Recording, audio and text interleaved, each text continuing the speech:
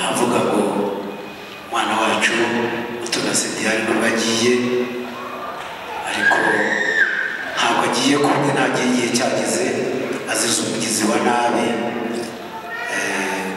wamuhohoteye yabaye imbona amaraso aramwica amwica urupfu rw'agashinyaguro ariko navuga ngo leta yacu irashoboye irakora yarakurikiranye ibikoresho byose duhombye ishami twashinze umuryango wacu biragoye kubyihanganira ariko niko bimeze Yesu Kristo yaramukunze kuturusha natwe twamukundaga ariko uwamuduhaye nawe umujyanye guhagarara hano si ugukomera kurusha abandi twarize bihagije mureke dukomere uwamuduhaye azamuha ijuru dushidikanya rwose agiye mu ijuru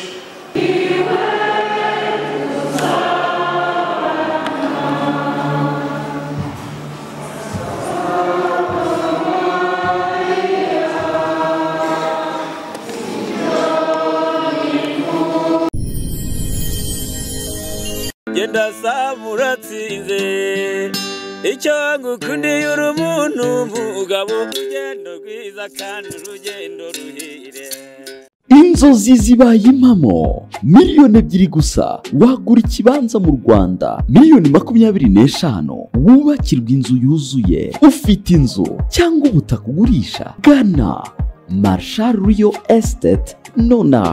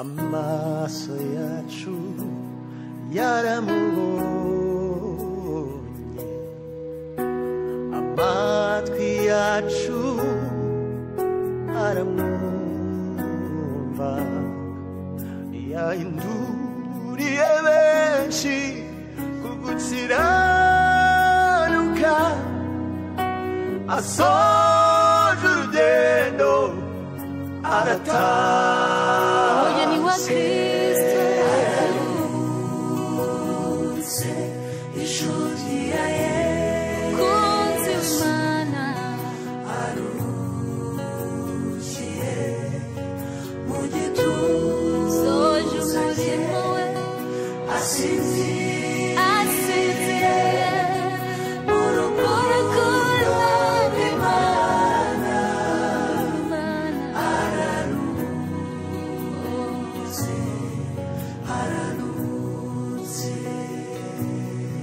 ubuzima bwe n'ubutumwa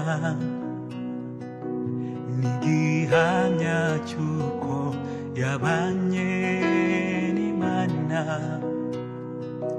n'urwandiko rwiza yatwandikiye tuzahora dusoma ararutse ubuzima bwe n'ubutumwa igihamya cy'uko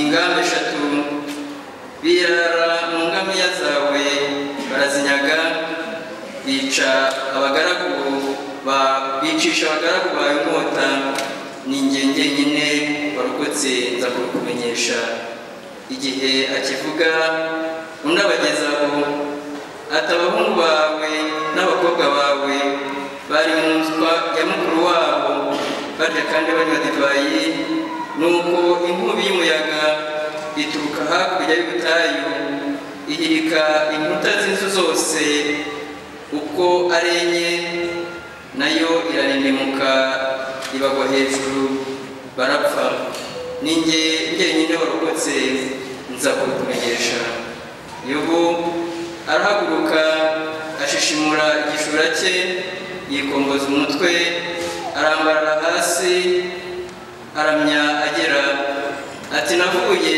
mu nda ya mama nambaye ubusa kandi nzasubirayo nambaye ubundi Uhoraho niwe wampaye Uhoraho niwe wishubije ntihasingizwe izina ry'Uhoraho muri ayo makuba yose Yobu yigeze acumura nta n'ijambo risebya Imana yigeze avuga iryo ni ijambo ry'Imana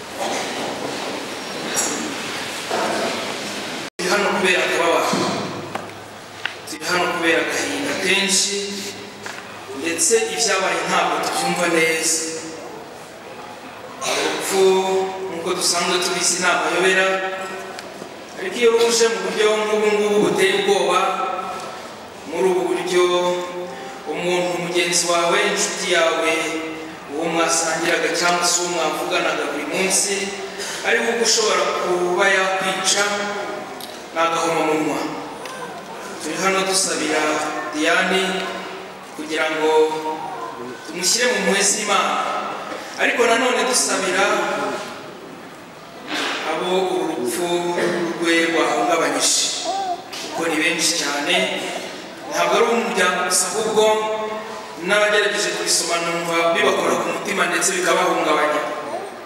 Umuryango we ndetse n'abandi bose bamukundaga, ariko uyu munsi ntabwo bakimufite kubera ububi bwa muntu, kubera icyaha, kubera inyoko muntu yokamwe na kamere y'icyaha. Turi hano tubwira Nyagasani agahinda kacu, uko tubabajwe na Diane batuvuyemo kugira ngo Nyagasani amutuze aheza. Yego abenshi baragira bati sicyo cyari maze akamukura muri iyi si, ariko twemera tudashidikanya ko nta na kimwe kibaho Nyagasani atabyemeye. Ntacyo. Iyi nkuru yaduciye umugongo. Iyi nkuru umuntu wese uyumvise urupfu rwa Diane aramera nkayo wumvise urupfu rw'abana be maze agashishimura imyambaro ye. Natwe urupfu rwa Diane rwaduteye gushishimura imyambaro yacu, niyo yaba atari twambaye, ariko imitima yacu yarahungabanye kubera urupfu rwe. Nk'uko Yobu nawe yumvise iyo nkuru zose z'abana be kuko twatumvise mu isomo rya mbere, maze agashishimura imyambaro ye akaryama hasi akisiga umukungugu. Natwe urupfu rwaraduhungabanyije, rwahungabanyije umuryango we, rwahungabanyije inshuti ze. Ariko natwe uyu munsi turasabwa kuza kugira ukwemera gukomeye kugira ngo tubere nka Yobu, maze tuvuge tuti navuye mu nda ya mama nambaye ubusa kandi nzasubirayo nambaye ubundi. Uhoraho niwe wampaye, Uhoraho niwe wishubije, nihasingiza izina ry'Uhoraho. Nk'uko Yobu muri ayo makuba yose atigeze acumura ndetse nta n'ijambo risebya Imana yigeze avuga, natwe aba ariko natwe tubigenze, tubiharire Imana. Ibi byose byabaye tubiharire Imana kuko niyo soko y'ubuzima bwose, nubwo kuri iyi si ndetse nubwo mu gihe kizaza. Yesu Ivanjili yatubwiye ngo nigezuka n'ubugingo, kandi natwe niko tubyemera. Imbere y'urupfu rutunguranye rushobora kuba rwahitanye uyu muvandimwe wacu Diane, dushobora kwijujutira Imana ndetse tugatukwemera kwacu, ariko ijambo ry'Imana twumvisha ko urupfu rudashyira cyangwa se rudafite ijambo rya nyuma ku mukristo, ahubwo urupfu ni umuryango ukingurira iwacu w'ukuri. Kugera rero aho hantu ngo twese twifuza kuzaba ubuzima bwacu bwose, inzira ziratandukana. Niyo mpamvu umwe apfa ashaje, n'agapfa ari umwana, n'akazira indwara, n'akazira. Inzira ziratandukanye kugira ngo tugere aho hantu. Yezu ubwe yarasuzuguwe, yarakubiswe, yarabambwe, aricwa, kandi yarakoraga ibyiza hano mu isi. Ntabwo bitangaje ko natwe tuzapfa tutagiriwe nabi n'abantu bakure, ahubwo bo twagiriye neza. Ibyo byose birashoboka ko uwo twagiriye neza ushobora kutwica nk'uko Yesu byamugendekeye. Ni nayo mpamvu ukuzuka mu bapfuye kwa Yesu Kristo ni ikimenyetso k'urukundo rurusha imbaraga urwango. Urukundo ni ikimenyetso, navuga ngo ni ikimenyetso kigaragaza ko ubuzima burusha imbaraga urupfu. Diane Mutoni wasazazuka mu bapfuye kubera Yesu Kristo wazutse mu bapfuye. Niwe zuka, niwe bugingo, umwemera wese ntazapfa, kabone naho yaba yarapfuye azongera abeho agira ubugingo bw'iteka. Uyu munsi turemeza tudashidikanya ko Diane Mutoni Uwase ari mu biganza by'Imana, ahatarangwa ubugome, ahatarangwa urwango rwa muntu. Ubuzima bwe ntibwangijwe n'ikiganza cy'umuntu, ahubwo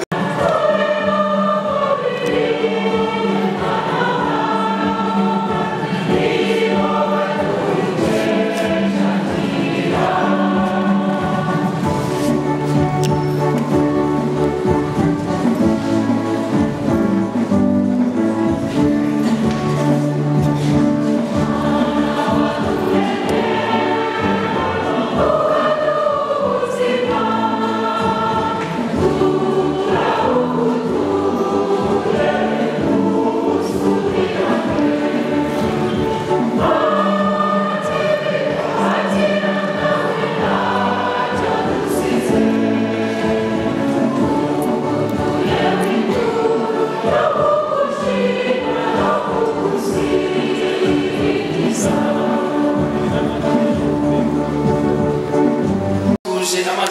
Onesimo ugirire impuhwe zawe za kibyeyi umuhe kuba intungane byuzuye kubwa Kristo umwami wacu.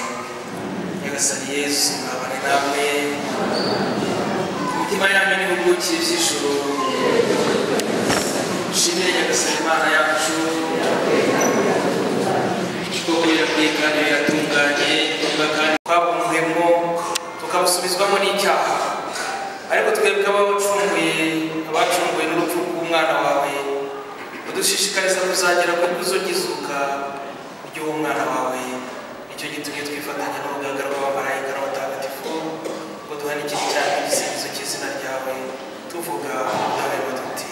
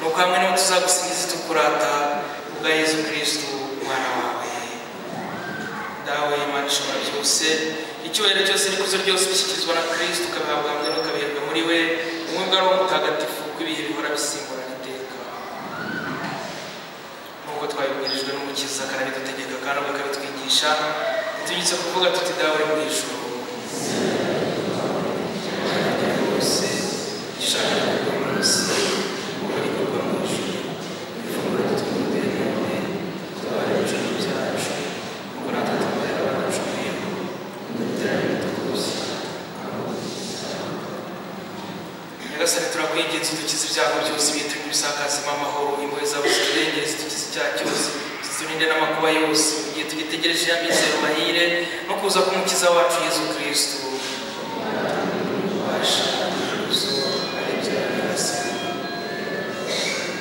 Nyagasani Yesu Kristo wabwiye intumwa zawe uti basigiye amahoro bawe amahoro yanjye ntibite ku byaha byacu ahubwo wite ku kwemera kwa kiliziya yawe maze ku bushake bwawe wihe amahoro kandi wibumbire mu bumwe wowe ugategeka iteka ryose kugira iteka amahoro ya Nyagasani mu rukundo rwa Kristo twifurizanya amahoro.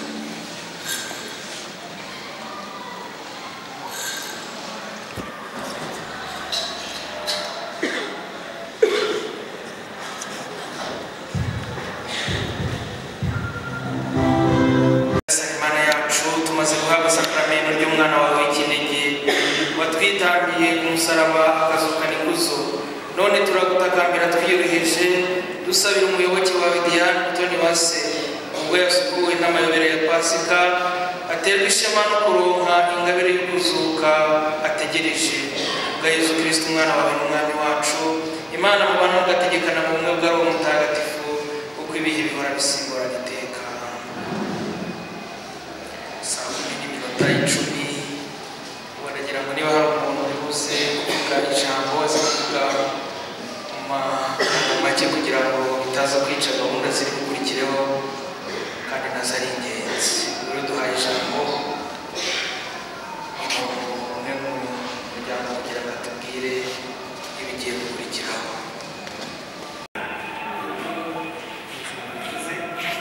Igihe cyadusize kandi mu kanya turajya aho umubiri w'umwana wacu uruhukira. Rero tugiye gucuruza umwete, hari ibintu bibiri tugiye gukora. Hari abantu dusaba kugira ngo baze babiri, Ernest hanyuma Ernest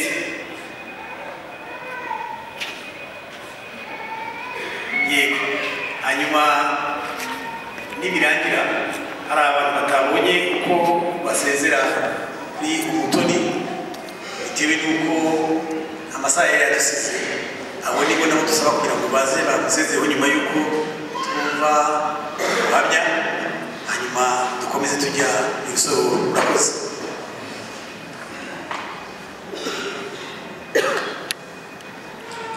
Kristo Yesu akuzwe. Amazina yanjye yitwa Habineza Ernest. Nkaba ngiye kuvuga ku buhamya bwa Mutoni Uwase Diane. Ngiye mpagaze hari imbere yanyu ise wabo, papa w'umubyara ni mukuru wanjye ari we Bizemeye Jean Bosco, akaba yaramubyaranye n'umudamu Kagoyire Venantia, bakaba rero ari umuryango wacu. Uru rugendo rero rwa Mutoni rwari rwatangiye. Mutoni yaravutse, avuka neza, avukira ku babyeyi babiri nk'uko n'abandi bana bavuka, avukira mu rugo rw'abakristu. Mutoni yavutse tariki 3 z'ukwa kane 1997, avuka umwana w'umukobwa mwiza nk'uko mubibona namwe ashushanyo zibereka. Aravuka turishima, impundu ziravuga iwacu mu muryango, cyane cyane ko twari dusa naho twarigene muri ibyo bihe. Uvuze turishima twumva amashyi. Hari abantu bacu benshi bari barapfuye, abandi batari kuboneka bakiri hanze. Mutoni yaravutse y'imfura mu muryango w'abakobwa, ku bana b'abahungu bari barasigaye mu muryango wacu. Urugendo rwa Mutoni mu mikurire ye, mu mivukire ye, yavutse ari umukobwa ufite imbaraga bigaragarira amaso, kandi koko no ku mutima ukabona birahari. Mutoni yatangiye gukura, akura neza, ari umwana uhabwa uburere. Mutoni akurana igikuriro kizima, umubiri uko wakuraga ari no kubona n'ubwenge akura. Mutoni yaratojwe, atozwa kubana n'abantu ari mutoya, arabikurikira. Mu by'ukuri mu bwana bwe yabanaga n'abandi bana neza, ndetse nanjye ko yakoraga nk'umuntu wamutaga ise wabo, nabonaga ari umuntu ufite ejo heza cyangwa se avenir mu ndimi z'amahanga. Nibyo urugendo rwabaye rurerure, arakura agera gutangira ishuri. Mutoni atangiza ishuri nk'abandi bana, ariga mu ishuri agatsinda, kandi akubaha ababyeyi be, ndetse natwe umuryango we tukamubonamo imbuto nziza, ishami ryiza ryashibutse mu muryango wacu. Mutoni yarize primaire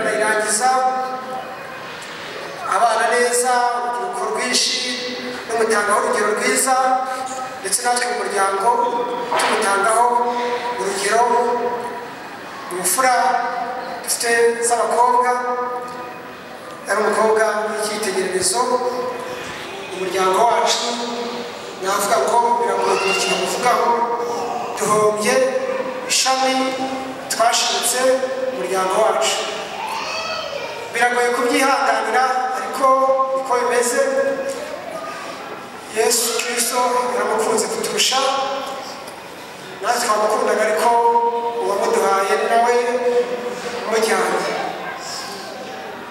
guhagarara hano si ugukomera kurusha abandi twarize bihagije mureke dukomere uwamuduhaye azamuha ijuru dushidikanya rwose agiye mu ijuru mu rugendo rwe rero yabanye n'abantu bose neza amahoro ngira ngo abana bo muri Nyaruguru bo mu kigero cyiwe bo biganye abenshi bacitse umugongo ndetse bari na hano ngira ngo abantu batabaye baturutse muri Nyaruguru ni benshi cyane ko umuryango iwe wa papa ari ukomoka ndetse n'umuryango we uturuka kuri mama we ari ukomoka ariko hano hari ingeri zose bitewe n'uko Mutoni yabanye neza mu by'ukuri agiye tumukeneye navuga byinshi ku buzima bwiwe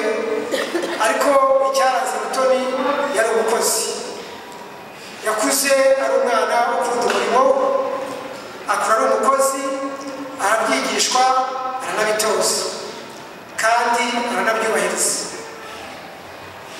ntabwo uvuze amagambo menshi rero mu gihe mu buzima bwe yaranzwe n'ikinyabupfura arangwa n'umurimo kandi arangwa no kubaha kubera ko arinze agenda nta mubyeyi we aratunga urutoki ayo ni ikintu ayo ni amakuru nahagararaho anayabakuze urashobora kubyara umwana akaba yazajya gutya ati mubyeyi ntabwo ndi kunyurwa n'uburyo wandeze cyangwa se ntarishimye ariko Mutoni we yashimye indero z'ababyeyi ndetse n'abavandimwe n'inshuti ziramukuza zari zimugejeje ku rwego rwiza nawe agezeho kwitura umuryango kwitura famiye ibyo yamuhaye ibyo yamutakajeho yari arimo kubikuba inshuro nyinshi mu by'ukuri Mutoni ntabwo tuzakwibagirwa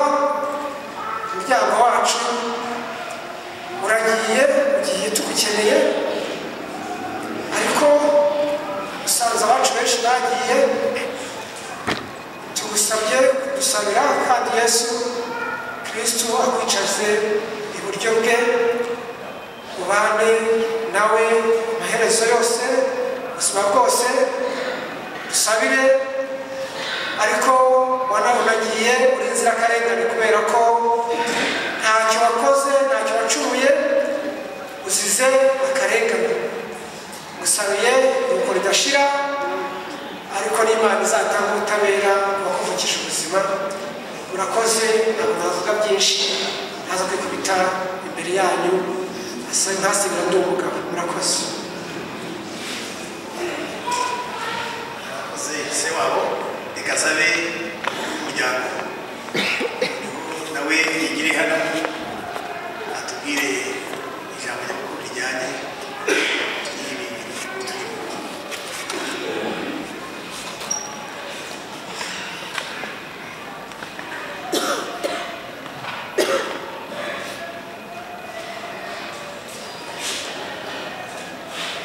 muraho neza se wabo wa Mutoni arakoze ku buhamya byiza duhaye nitwa Kanimura Victoire nkaba ndi nyirarume wa Mutoni ariko kuba mpagaze aha ngaha kuko nabonye hano hari umubare munini urenze umubare twari turi kumwe ku mugoroba aho twababwiye amateka nyakwigendera kuva n'ubuhamya abo yahereranywe nabo abo yakoranye nabo ndetse n'abo yabanye nabo bagiyeho n'ababyeyi bamubyaye uyu mwanya rero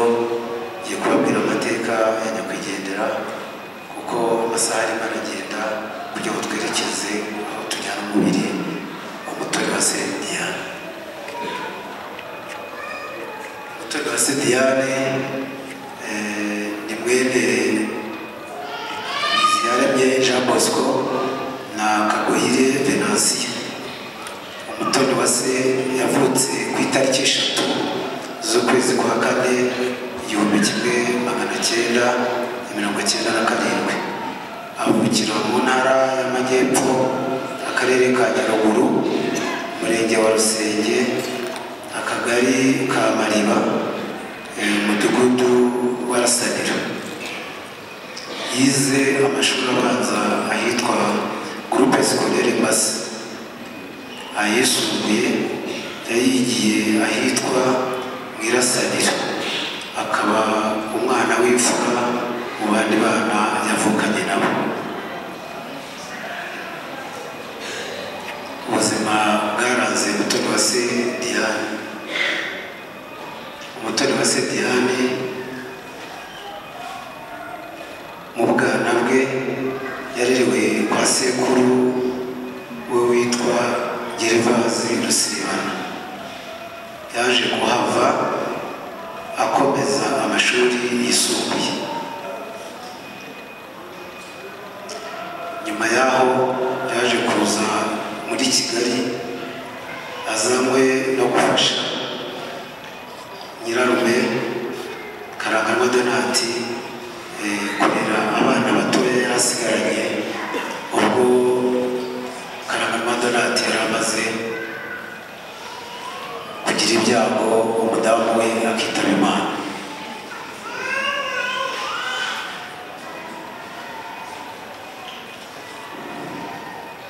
Mutoni wa se Diane yaranzwe n'ikinyabupfura ndetse no kubaha buri wese, akabana neza na buri umwe, ari abato ari n'abakuru, bose yababaniraga neza.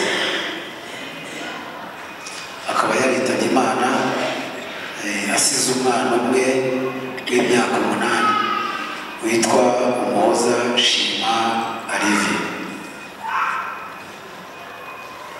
Umutoni wa se Diane yitabye Imana ku itariki 20 z'ukwezi kwa 11 mwaka w'2025.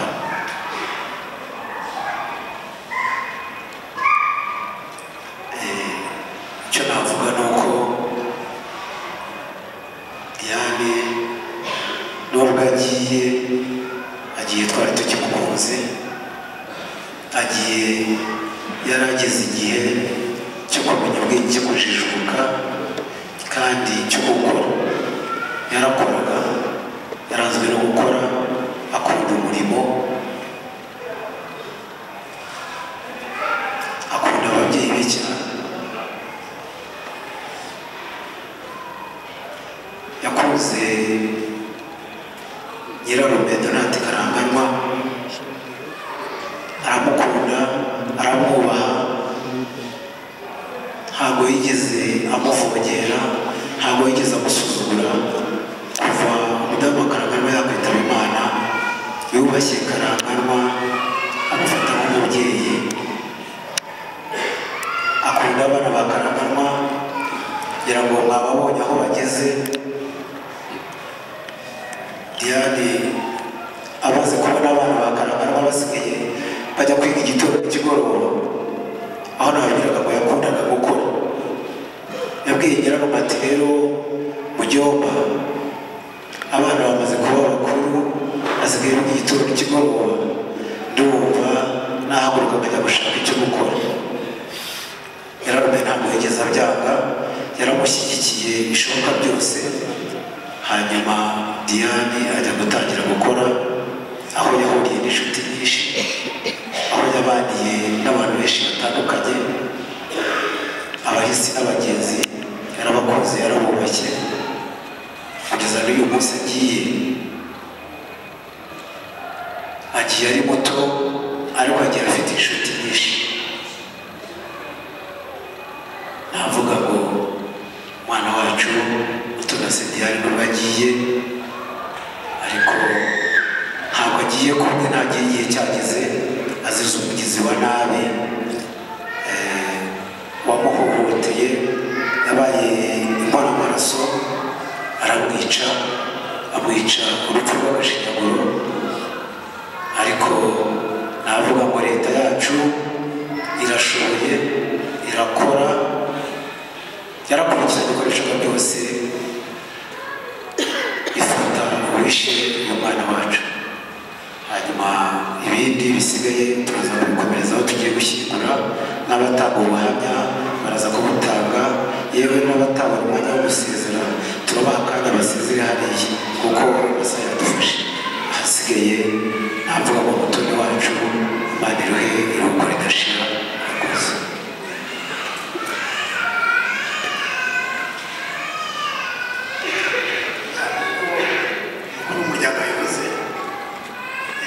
abatasezeye barasezerera hariya kuko amasaha baduhaye yageze kandi kumvira iminota itanu kugira ngo rero usabe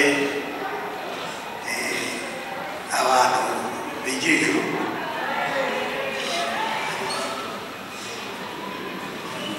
byose niyo bibereyeho tugiye guhamba umubiri wagenewe gupfa umuvandimwe wacu umwana wacu Diane Uwase dusaba Imana izamuzura afite imbaraga imushyire mu mubare w'abatowe izamugenera impuhwe igihe cy'urubanza kugira ngo namara gukira urupfu agere ku mwenda we wose maze asenderezwe ibyishimo bidashira. Dawe nyir'ubutagatifu turagushimira kubera bari hano n'abapfuye ko washatse ko uyu munsi nyakwigendera aba ari we watumye dukoranira hano. Turibuka ko umwana wawe Yesu Kristo mu rupfu rwe rwo ku musaraba yababaye cyane kandi ko kubera ubuzima bwe burusha urupfu imbaraga yemeza ko tuzabaho.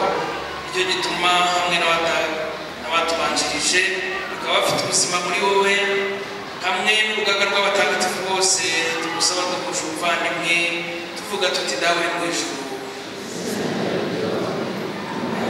hose ishaka gukorwa munsi gukorwa mu ijuru ifunguro ritungura none tutabara ibicumuro byacu kuko natwe tubarira baducuriyeho duterana umutuza aho ukiza icyago. Twizera kandi twemera ko twese tuzazuka. Ni muri uku kwemera ngiye guha uyu murambo umugisha ku izina ry'Imana Data na Mwana na Roho Mutagatifu.